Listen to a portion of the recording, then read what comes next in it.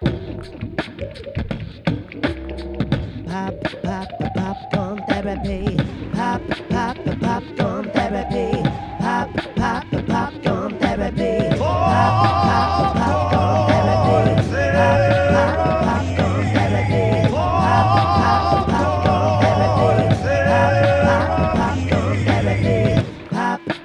Popcorn therapy. Popcorn therapy. Welcome to Popcorn Therapy. I'm James Pillion. And I'm Kane Senes. And this is episode 3. How you feeling, brother? Do you think we'll get to the point where it's like this is episode 333? Wow. I mean, Why dude, not? I feel like I'm going to have like a long gray beard, like just it's going to be hitting the floor at that stage. Well, you know, there's 52 weeks in a year. If we keep this consistent, okay, let's say we only do, 35 Dude, to we're 40 a year. creatives, man. Like, Yeah, we you're can't right. be that It's consistent. not going to be every Shit. week. We're Okay, not so, accountants. so let's say there's 35 a year. All right, How I'm long listening. will it take us to hit 333? Yeah, how many filmmakers does it take to change a light bulb over here? Point is, I think, it'll be 4 Look, to 5 years. Anything's possible. Right, because you listen to other podcasts and you listen to, Smodcast or to WTF or well, those are just the ones I listen to. But and they're up in the thousands. So you're checking on 1,001, 1,002, and it just seems like it's so effortless. But they've been doing this shit a long time. Also- and there's an industry behind them that pumps it out one a week. And pays but their can we bills. just say, those motherfuckers have got minions, man. Like do. little bitches They do have that minions. get them their oat, fucking flat white. No, Yeah, like, we're fucking researching mixes for a whole week and Yeah. then figuring this shit out. dude, we're just doing it all, And, that takes time. Mano a mano. 2 guys on the one side and the 2 guys, 1 cup. technology on the other. Oh, no. Dude, how did that exist? Oh my God. Let's not even go there. It's 2020. We have to collectively take that one to the grave. I think a lot of people know what we're talking about. We're going to leave it right there. Wow. How have you been? Man, I've been good. I went to one of my best friend's engagement parties over the weekend. And, I never really thought I'd be talking about this on the podcast. But, man, it left me, like, with some real kind of mixed emotions, Like, one, like, sentimental, like, really bittersweet, like, seeing a friend who, I still can't imagine getting married, growing up, having a family. But there he is, like, there with his fiance. But the other thing that, like, really hit me, and which is, what compelled me to want to talk on the podcast tonight, is there were so many faces in that room that I hadn't seen in close to a decade. And some of these people were, like, my fucking diehards, man. They were like my ride or dies. Like, So these are high school friends. these are high school friends. yeah. I went to school with, and it was a beautiful thing to reconnect with them. But then there was this sort of thing in the back of my head where I lost contact with these guys. Like, I dropped the ball. And, sure, like, over the last few years since I've been back, coming up on 3.5 years or so, I've really been trying to reach out to these guys. But things have kind of fallen through now. It's almost like we've all gotten to the other side of the 20s. We're in our early 30s and things have moved on and it's really hard for me to accept. But then it really got me, diving down this rabbit hole of I went out in pursuit of my dreams, and that's what I spent most of my 20s doing. And I think just looking at that room full of people, I saw the consequences of that. And it was really hard to swallow. Because you still want to be on the inside in a way, like are they all still a group? Yes, yeah, Right. it felt like that, and it felt very much like I didn't have a place there, and it was like really hard because I know all of them, I know all their fucking quirks, like they're still fucking idiots, I love them, but I also can accept that I've moved on in many ways, and I'm a totally different person in other ways as well. And I'm grateful that I I left. I'm grateful that I went out and chased them, because I don't think I'd be the person I am today without having done that, without having sort of scared the shit out of myself on countless occasions, living overseas, etc. Yeah. And you know, doing the things that we've done. Dude, I can't believe you lived in Romania. Man, you know, that's a whole fucking separate podcast. You made a feature film in Romania.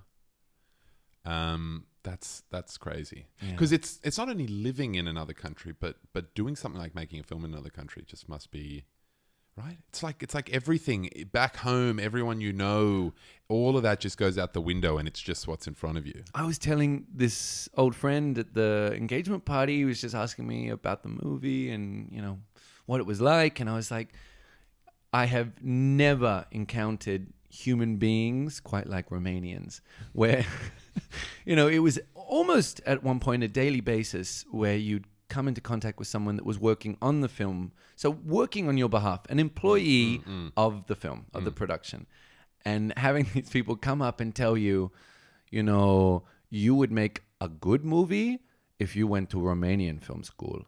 And it's like, what? I'm like, excuse me? Like, what? Okay. So, you know, like. So they were criticizing the film? All the time. Or it was just like, it didn't matter who you were, they would say that? No. Very much of like, you just don't get it. Like, you're just not on the level. You do not see what we see.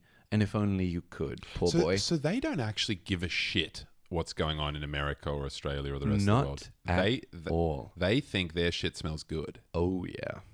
Yeah. So it was very much a case of, you know what? And in many ways, looking back at least, you know, like with the gift of hindsight, I can look back and say, wow, I'm really grateful for those people kicking the shit out of me, because it makes you really tenacious. It makes you say, like, I'm not giving up this baby, you know, like this is my baby. Yeah. I'm going to do it the way I need to do it. And of course, there's compromise along the way, but very much a case of they made me really fight for what I believed in. But isn't it also kind of refreshing that they just care about their Romanian things and their Romanian films? Yeah. Have you ever seen a Romanian? It's funny that you made one. Mm-hmm. Have you ever seen a Romanian film? Only through the course of pre-production. So I mean, ever since I've just been left with a really sour taste in my mouth for anything Romanian. But I watched this incredible film that my lead actress, Maria Dinilescu, was in, and that was her breakout role. So this is what took her to Berlinale, and that's what... She's famous in Romania, isn't she? So she's famous in Romania. She was celebrated in her teens, late teens, early 20s. So this film, California Dreaming, from 2007. And it's this like really kind of surrealist, fascinating kind of look at small town Romania.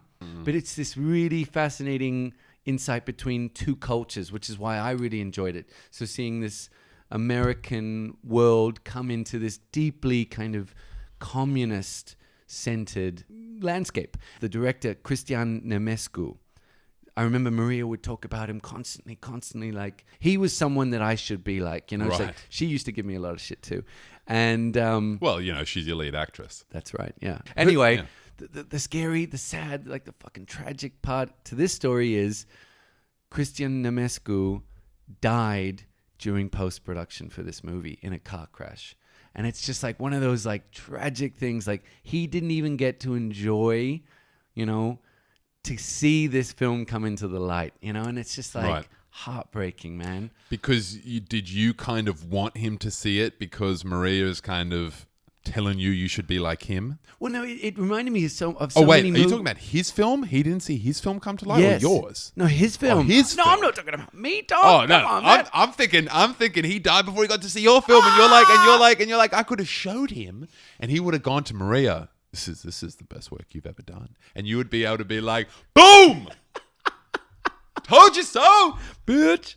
No. No, I thought it was going there, man. No, dude. Everything after that's a letdown. Dude, you know what's like crazy now? I'm thinking about this. Like, I think I was terrified I might die after the making of my movie. I don't know what it was about Maria, but she has this energy where it's like anything can happen. She seems like she could be a vampiress. Dude, you do not want to get on the wrong side of Maria, man.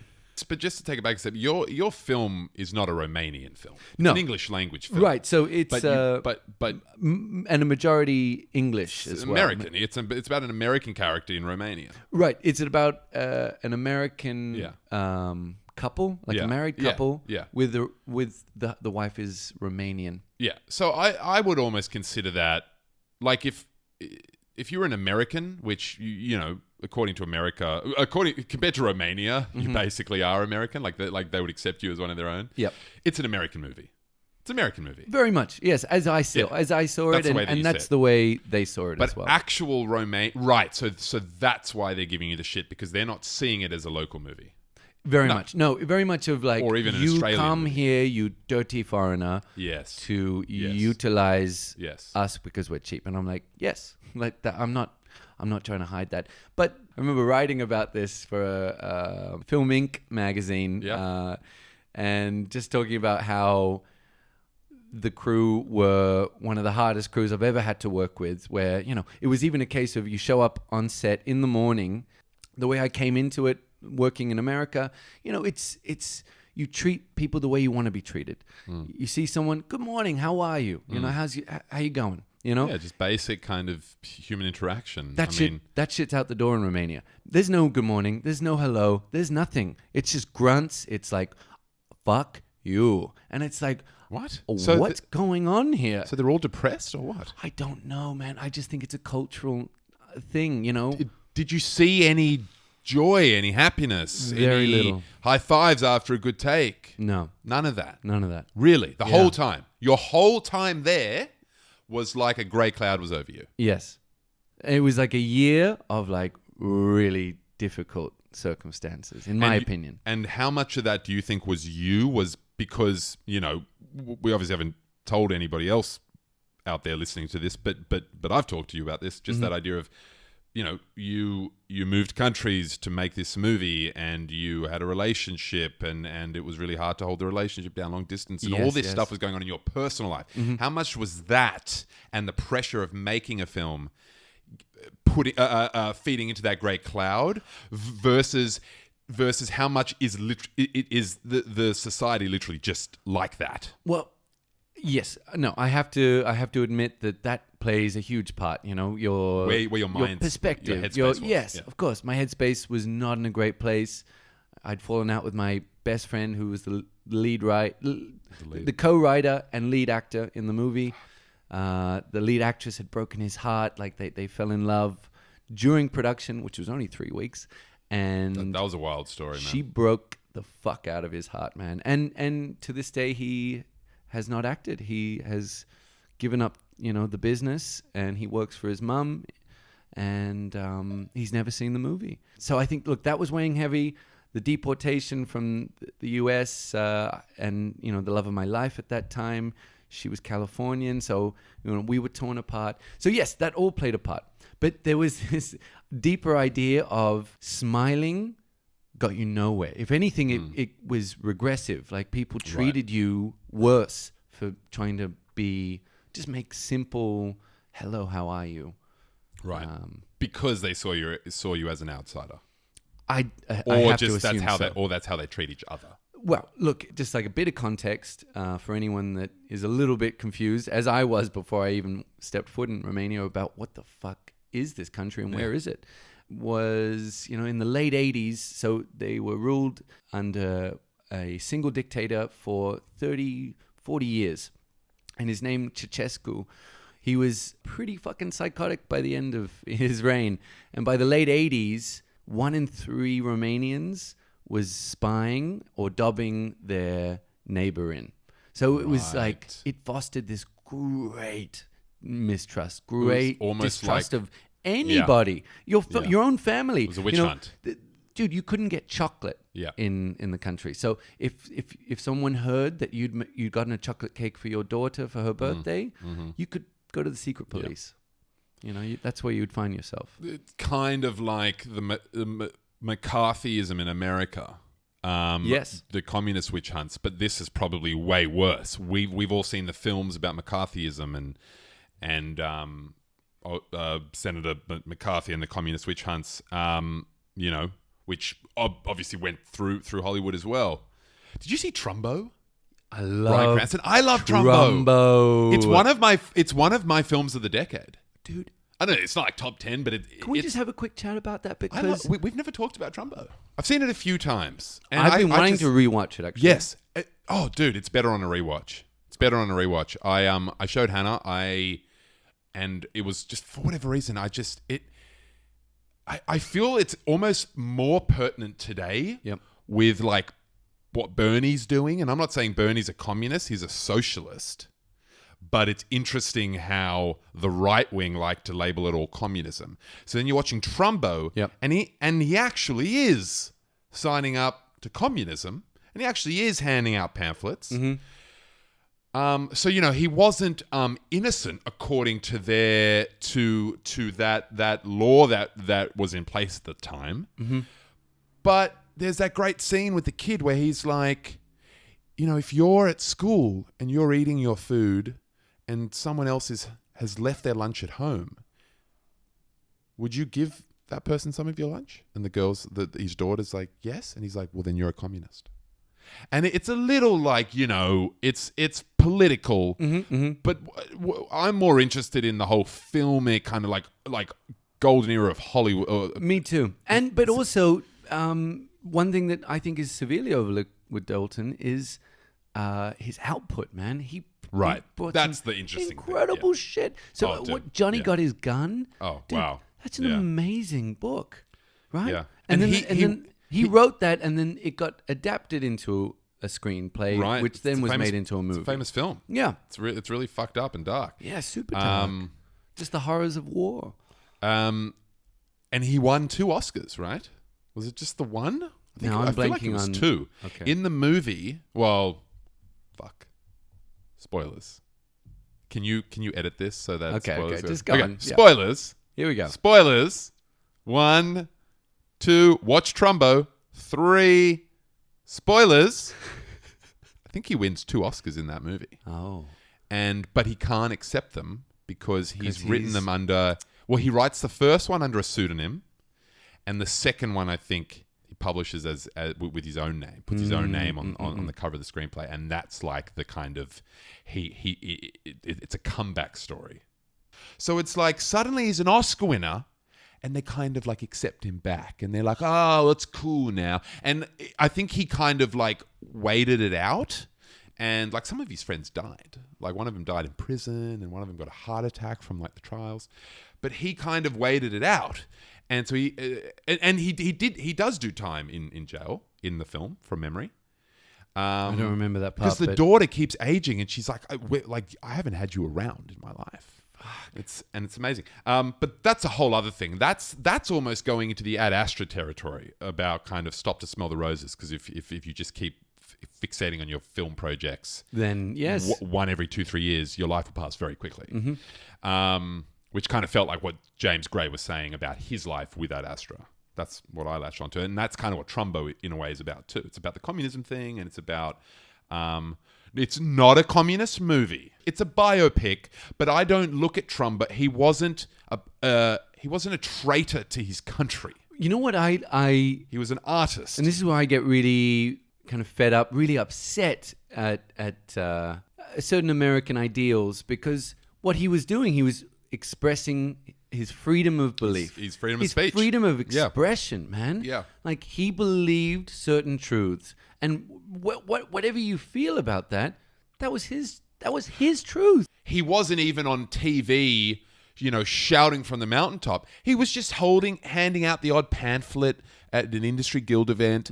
He was just having these private kind of meetings with his friends where they would talk about communist literature. He was a very humble man. He was very humble. He was hosting these little soirees in his house. Yeah. But it was such a witch hunt. It was a really scary But- time to but it- be Yeah. anywhere, actually. But it made me angry at the film industry. And sometimes when the Oscars roll around, especially increasingly in later years, and I'm feeling it even more this year, I just want to abandon the whole fucking thing. I really do. Yeah, I just me want to too. say I'm not watching this shit. They're not getting my ratings. I vote with my wallet about everything else. I vote with my wallet about what I eat, what I do, what I blah blah blah. Where blah, you travel, where you you know. travel, how you travel.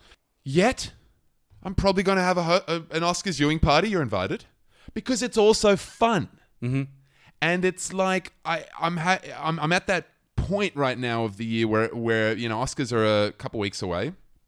Or a week away, depending when you're hearing this, or literally tomorrow. Hopefully not yesterday, because this would be pointless. Well, it stands true because we're not talking about who won, who lost. We're just talking about the institution itself. Exactly. We're just talking about the culture of the Oscars and what it even means in the present day. Yeah. Dude, I remember going to a screening at the Academy Cinemas in West LA a few years ago, or many years ago rather, for a retrospective screening of Shane, George Stevens' 1953 film, like Western, just like this beautiful Western it's one of epic. the classics, yeah. It's a real classic. And I just remember it was this beautiful moment where the film ends and James Mangold, the director of Ford v Ferrari. Logan, woof, woof, woof. Like, fuck, man. That's an amazing film. Yeah. So he comes out and he's just like the most eloquent kind of speaker. And while he's talking, it's like, it's beautiful, but I'm also just really curious, like, who else did I just watch this with? You know, this is the Academy. And I turn around and it's a sea of old white men. Wow. Old white it's men. Real. So let's just be clear about who's in it, who's not on this fucking list for 2020. But at the end of the day, we have to remember who the fuck are picking these people. And what's actually when you were talking about your reception in Romania, reminds me of this Bong Joon-Ho, you know, the director of Parasite. Yes. He said recently, because someone said, "Oh, like, are you thinking about maybe you'll get Oscar nominated?" Which he is now, but at the time.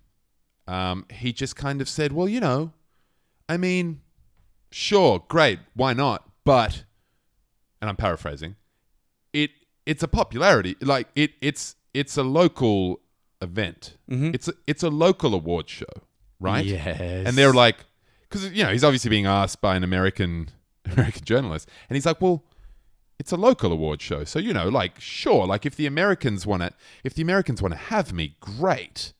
But I don't validate myself by America. Yeah. Like you're thinking that everyone in the world validates themselves by what you guys vote. But if you look at the Oscars, 9 out of the 10 films are American.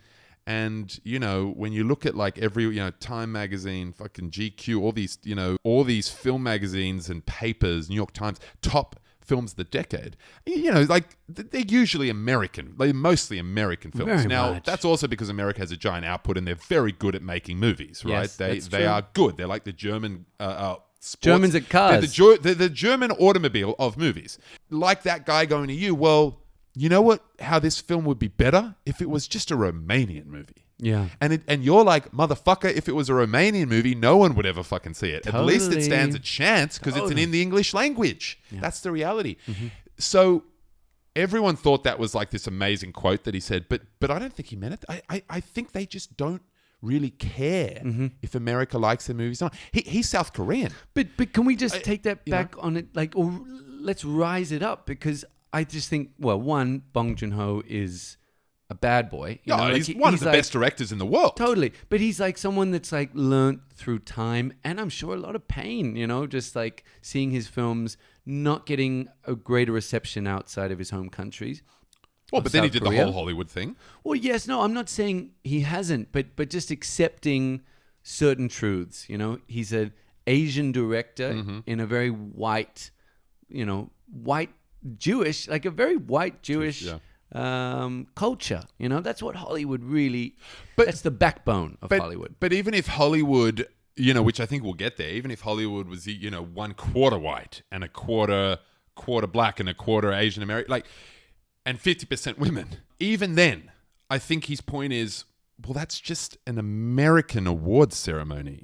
You realize that, right? Like, it's like how in like the NBA, right, the basketball, you have, you know, the Houston Rockets or the Golden State Warriors playing the Cleveland Cavaliers, and it's the world title. But regardless, I like the Oscars. I love the narratives. I love how there's podcasts that I listen to. Shout out, The Big Picture, for example. They break down every little exchange. They break down like how Issa Rae, made a comment on the Oscars announcement about, congratulations to all those men. That's what she said when they read out the directors, and it's like, well, it's true. She's got a point. We don't get that narrative from the Romanian awards show or from the actors in Australia. So, it's just, at the end of the day, it's reality TV is what it is. It's what it is. You got to separate it from it representing films the world over. Mm-hmm. And they do their part in raising up some films that you would never have heard of. They have a foreign language category, right? Which is very manipulated, in my opinion. But they still have it. Yes. It's a little bit of like a kind of consolation prize. Oh, very much, yes. Yes, it is the consolation prize. That's what it is. It's like for the ugliest person in the room, here you are. Okay, here's a question. Yep. Parasite. Okay. Have you seen it? No. Okay, you got to watch it. They're re-releasing all this stuff at the Ritz. Yeah, I'm excited. Shout out to Ritz again. We're looking for a sponsor. But Parasite nominated for Best Picture. One of the 9. Also nominated for Best Foreign Language Film. And I like Parasite. Mm-hmm. But I feel like if you're going to be nominated for Best Picture, then you have to give up your foreign film. I love that. So I feel like what's going to happen is Parasite's probably not going to win Best Picture. It very well could, and it's deserving. Mm-hmm. I don't like to pick. So this is a little off-the-record pick. But I'm going with Once Upon a Time in Hollywood. To win Best Picture. Okay, I was just going to say, who are you going for? Here we are. Because no Tarantino film has won Best Picture. He's won a couple times for screenwriting. Well, then, quickly... But then I think Parasite wins Best Foreign Film. And it's kind of like, well, yeah, I saw that coming. Like, give me some fucking excitement, man. It's like watching The Bachelor and knowing for episode 1 which girl's going to win. Well, let me just quickly, before we forget, my nomination for Best Picture at this stage, and yes, I'm a little biased just because I saw it a couple of days ago, but 1917. Yeah, I think it's got a good chance. I think Sam Mendes has made the movie that was going to bring him back from American Beauty. His first fucking movie. Can you believe it? So American Beauty is his first movie. Beauty. Yeah. But he's already won one. Fucking come on. I'm just saying this... I can see so it clearly why it touched the Academy voters. Right. Well, they love Dude, it. They love a little patriotism. It's their fathers. It's their great-grandfathers. These are the people that may or may not have fought in this war. And it's a reminder to the new generation of the devastation of war. Right. There's so many things that tick boxes right. for that kind of 60-plus age category. Yeah. Is it better than Dunkirk? Because I ride or die with Dunkirk. I think that's one of my films of the decade. I'm still not ready to release this list of the decade yet. I've been going through it. A couple new films occurred to me in yoga today. I kind of love if it's an ongoing thing. I kind of love if it never gets released. I think by the end of the year, you just become like this Howard Hughes kind of character. Just like I'm growing my toenails and I'm fucking peeing in milk bottles and writing the list. I was doing a Downward Dog and I was like. Just Wes Anderson's name popped into my head. And I was like, there's not a Wes Anderson movie in the last 10 years. And then I started going, well, Fantastic Mr. Fox has been in the last 10 years. No, that was 2009. Bullshit. Well, you know what? I need to rewatch Grand Budapest because I don't know if that had hit my list. But see, this is what Tarantino was doing. He was purposefully rewatching things because he wants his list to be... it's his opinion, but he wants it to be accurate. Mm-hmm. He doesn't want to just have seen something once. I find I'm seeing all these Oscar films currently, the ones that I want to go see them a second time in theaters, all of them. I've seen Hollywood now twice. Okay. I'm going to take my parents to see Parasite for a second time. Oh. I want to see Jojo Rabbit a second time. Fuck. I'm going to take my nieces to see Little Women again tomorrow. Jesus. I'm going to see that a second time. I've seen Astra now twice, even though it wasn't nominated. Let's add that. Hold on. Add that to the we just list. have to quickly. I think we need to pause for Ad Astra. Especially in light of episode 1, which it's coming out pretty soon. But we rode that at Astra dick fuck, pretty hard. I was sucking it. We were sucking it. It was coming. I was licking it like it was the lollipop of the century. It was coming on our face multiple times. It was like, are you ready to go again? I think I can do it. And it fucking did it again. But it took like 10 minutes longer. Man. That's how much we love that movie. That's my ride or die. It's my ride or die. And you know what? Brad Pitt most likely is going to win for Best Supporting Actor for Once Upon a Time in Hollywood. And I love that. I love Brad Pitt. Ride or die, BP. The actor, not the petrol station. But I try to avoid the other BP. But you're telling me that at Astra, Brad Pitt, even though it would have been in the Best Actor category, and that's a loaded field, and I don't think anyone other than Joaquin Phoenix is winning that. You're telling me that's not a better performance? Man, people are going to realize in 10 years how sincere and open and beautiful Brad Pitt is. It makes me want to cry. I know. When he's sitting there at the end and he's holding back the tears. Dude. Yeah. Also, I think we both agree, just while we're on the topic of snubs, Portrait of a Lady on Fire. I believe her name is the director. No, the lady, the titular lady on fire. Adele Haenel. Adele Haenel. You're telling me that she doesn't even get a look at Best Supporting Actress? Man. I mean, bullshit. Dude, no one in that academy has seen that film. Well, it's very clear because that is one of the best performances, and I think anyone who sees it would admit. And I told Kane that I had to talk about it on the next podcast because I saw it last week, and can I just say I walked in with fucking zero expectations. I mean, look, I'd heard some good stuff, and I'm going to confess that as the opening moments arise with the film, I noticed subtitles, and to my dismay, I for whatever reason assumed it was an English film, realizing it's a French film, and kind of terrified that it might just be swallowed up by like just pretense, like it might be an interesting story, but it's just going to get swallowed up in this French bullshit, of just like, it's a cinéma. And I have to say, knowing that about me out the gate, I fucking lost it. I got lost in the movie. I was immersed. It was washing all over me. I don't know what happened to me, but I couldn't have been more excited for like this love affair that plays out between these two women in 18th century Brittany, like just a remote part of France.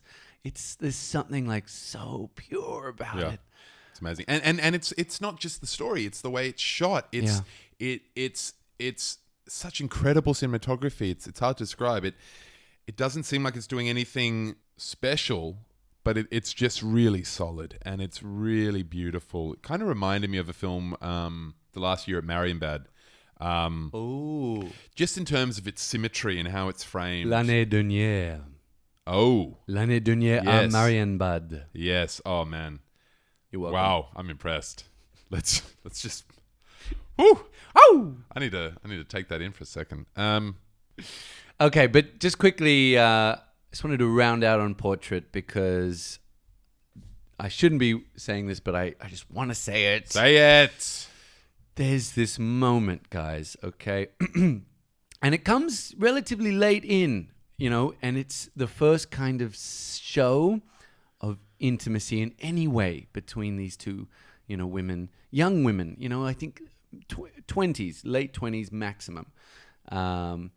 And it's on this kind of beautiful secluded beach, and there's this sort of little inlet that one of them runs into and the other chases.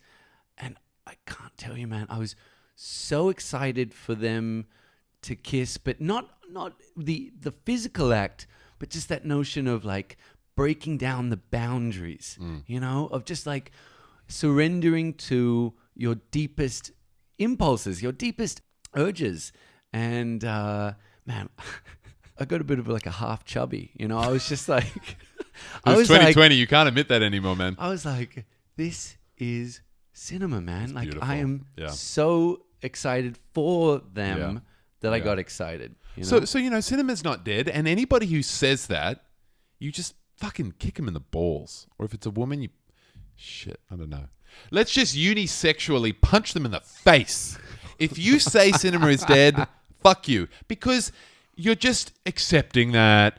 Oh, I don't know anything about cinema. I sit at home and watch Netflix. I heard it on the Today Show. Cinema's dead. It's not, man. There are beautiful movies out there. The real thing, and I think this is like just a rule for life, which I want to go down another rabbit hole if you'll permit me.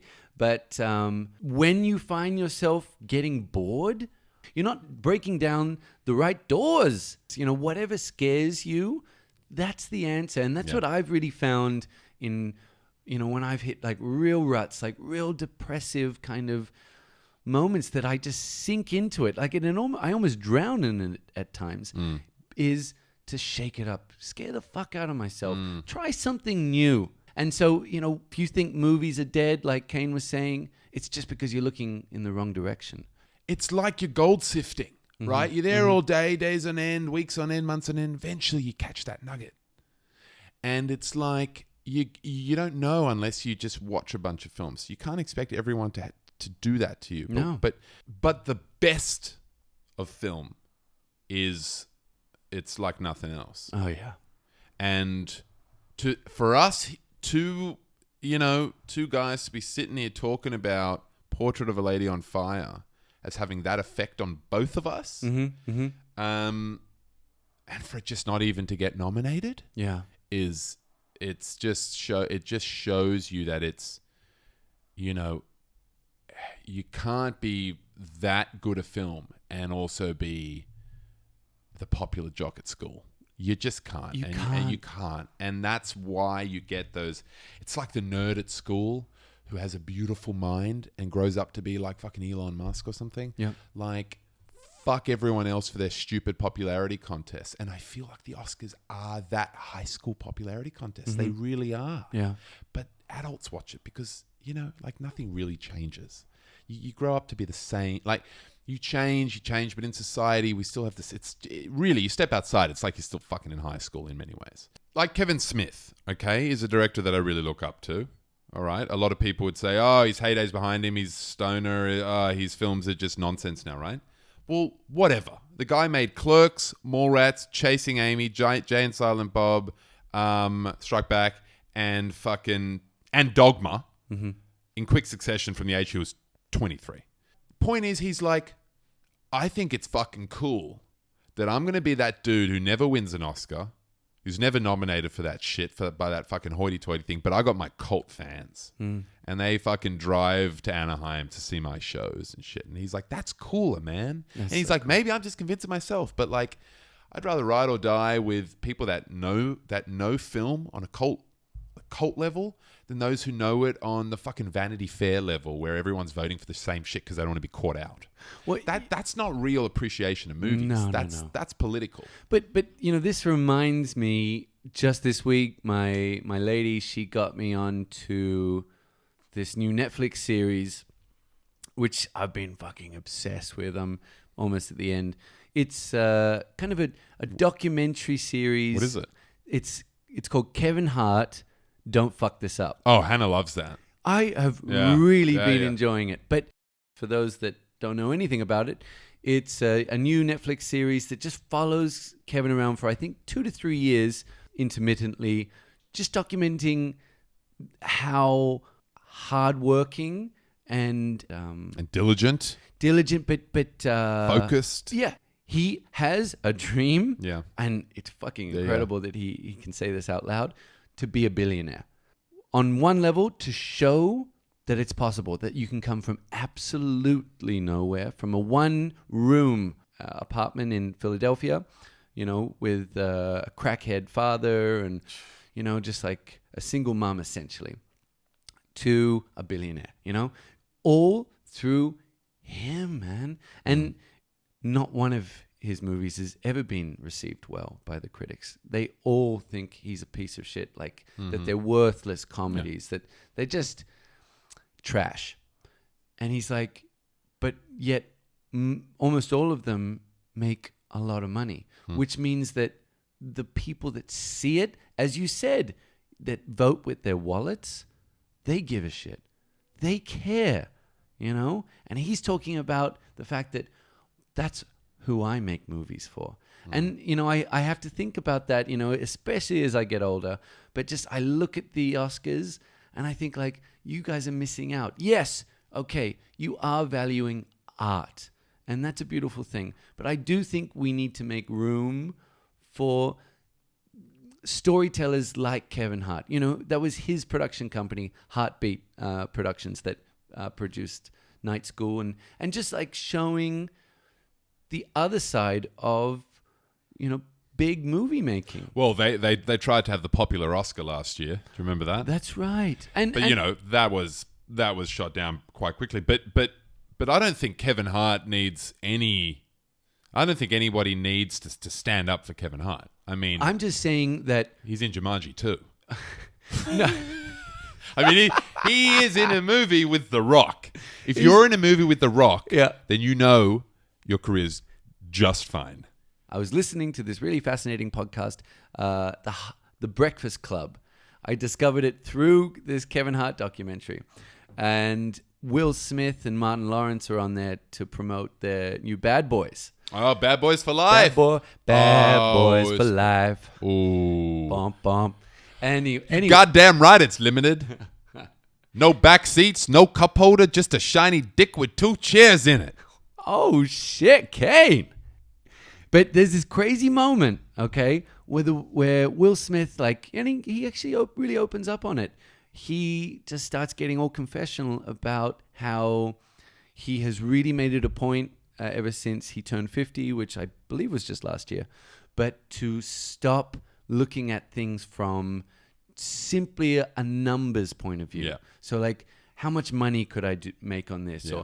Or how high could my... There's no value in it. Well, exactly. There's no value outside of the money value. So what I love about it is he was just like, you know, there's never any level of success that you're just going to say, like, that's enough. Right. You know? But going back to both, but Will Smith is a little more about the art, I think. But going back to Kevin Hart, you know, I get it. He's come from nothing, but he's already not from nothing. He's come from a poor background, but he's already super successful. I get why he wants to hit a million. I get why he wants to be a billionaire, but man, he's got to let go of that. You know, he's set now. Now's when he can actually start trying to look for something that brings him, I don't know, like some answers. The way he is with his family and the way they receive him, it's just really, really sweet. But yes, he makes it very clear that he has very little time for them. He is so busy. He's got so many different companies. He's got so many different projects. He's spinning so many different plates. Okay, so yes, I agree that this number is bullshit, you know? Like, a billion, what does it really mean? And I just think it's really hard to really speak on this not having come from where he's from. I totally where he's agree. come from. You know, I totally agree. And that's why I like I said, I understand why that drives him. I understand that. And it's not just Kevin Hart. Anybody, you, me, anybody, we all have a certain thing that we're striving for. And everyone might say, yeah, but that's cool, but you don't need that. Like, you've got so much already. But it doesn't matter. You've got your sights set on something. Exactly. I understand that. That's ambition. Yeah. That goes beyond race or socioeconomic background. That's just, there are those people in this world that have ambition, and it's something, it's like, once you get it, you can't get rid of it. No. So you got to feed it, right? And so I get that. You know what? It's so funny that. because usually I would be on his case for that. Just that notion of, like, dude, you just seem a little bit too blind. You know, like you've got the blinders on. Yeah. You know, you're like one of these race horses. It's like, but there's other things left and right. And where the reason I didn't step to him like that is he makes these comments, you know, like, and it's another thing that I really wanted to share tonight is just how much he has worked on himself to be the person he is today. You know, him to this day speaking out with his friends to anyone that will listen, even at the end of his Netflix or comedy specials, he talks about how we need to embrace who we are and not run from the shit, like the bullshit that we try to hide. That is who we are, like all our little quirks, that's us. And the more we lean into that and just embrace like, oh, fuck, I love listening to trip hop, or I love collecting, flowers, like that's what turns me on about life. Like, gee, that flower connection is not going to last very long. I'm just saying. But yeah, I get it. You're right. Funny that you talk about Kevin Hart because he was fired from hosting the Oscars last year. So not to make this like the fucking ET podcast. Entertainment. I fucking tonight. hate. No. There's enough people out there doing that shit. Yeah. But That's not us. It's hard to avoid it, and it's hard to escape it, and it is a reality of the film industry, and so we embrace it as entertainment, but it doesn't distract from just the down and dirty work that you do on your own projects and putting your head down, and it's a viewing party. It's fun with friends. It's like watching the finale of Survivor. Let's just call it what it is and move on. Yeah. Yeah. And those films that win Oscars will make a lot more money, and they're good films. Like any film that wins an Oscar, you can argue that fucking Crash shouldn't have won the Oscar for Best Picture, but you know what, it got there. Yep. Whether you like it or not. That's right. Those motherfuckers have got to get in high places to make a film like that. Yep. That's a culmination of a career's work to get to that point. But dude, I've had a great time tonight chatting. It's been fun. We've polished off this bottle of whiskey. It's all gone, ladies and gentlemen. I mean, there wasn't a lot left. Now I got to drink the bad shit. Oh, I know. I save the bad till last. I should balance it, right? But I drank all the good stuff up front. I should have balanced it so that like I had a sip of the good stuff, a sip of the bad stuff. But now I got a bottle of the bad stuff, and knowing me, I'm not going to leave the house to buy anything better. I mean, you drank the winner, and now you got the runner-up. Yeah. Yep. It's a good lesson to learn for life. That's the therapy takeaway. That's my takeaway, at least. Well, that's Kane's takeaway. And look, we hope we didn't put you to sleep. So we hope you're not behind the wheel listening to this. Especially not on a mountain road. That's a bad combination. It's like a Quentin Tarantino moment. Actually, no, dude, it reminds me of that opening of The Nice Guys. Do you remember that one? Yeah. The car just flying right through a house, so we hope that's not you. And is that why he's in the cast the whole movie? No, that's not him. No, it's the porn star that's driving the car. Right. I got to rewatch that. The Shane Black film. Yeah, I got to rewatch that. Yep. Yeah. Yep. I saw it in a room full of people that weren't into it. I need to rewatch that again.